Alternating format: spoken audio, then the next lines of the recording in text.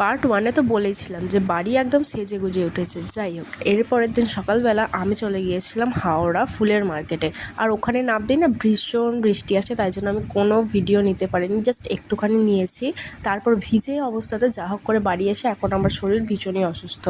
যাই হোক, ওখান থেকে মালা ফুল নেওয়ার পরে আমরা বিকালবেলার দিকে চলে গিয়েছিলাম ঠাকুর আনতে। তখনও কিন্তু বৃষ্টি বেশ ভালোই পড়ছিল, একটুখানি কমেছিল বলেই আমরা গিয়েছিলাম। আর এই যে মাকে তোলা হয়ে গেছে ভ্যানে, মাকে ছাতা মাথায় দিয়ে নিয়ে যাওয়া হচ্ছে। দেখো, আমাদের কিন্তু এই দিনগুলোতে অনেক মজা হয়, আমরা সব ভাই বোনেরা একসাথেও হতে পারি।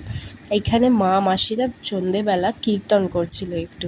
তারপরের দিন সকালবেলা মাসিমণিরা যাচ্ছিল আরও অনেক জায়গায় পুজো দিতে, আর আমরা বেরিয়েছিলাম বোনেরা মিলে একটু ঘুরতে আর মজা করতে। ওয়েদারটা দেখেছো কি সুন্দর, এই প্রাকৃতিক পরিবেশগুলো কিন্তু খুব সুন্দর লাগে। রাত্রে কিন্তু আমরা অনেক নাচানাচি করি, সেই ভিডিও কোনো ক্লিপ আমার কাছে নেই। আমার মনে হয় শেষ ভালো যা সব ভালো তার। তো এখন টাটা।